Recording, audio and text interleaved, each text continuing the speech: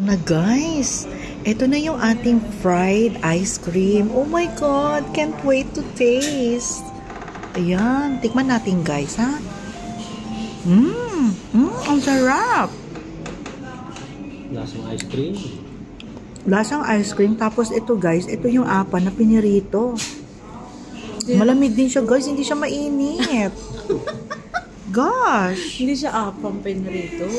Ano siya? Sarap. Ayan guys, taob siya. Oh my gosh. Ibig sabihin masarap. Oh, tingnan nyo guys, yan na lang natira. So guys, order kayo nito guys sa dito ito sa, saan to Jean? Susan Restaurant. Sa restaurant. O Colon Restaurant. O diba? Treat nila sa akin to guys sa birthday ko.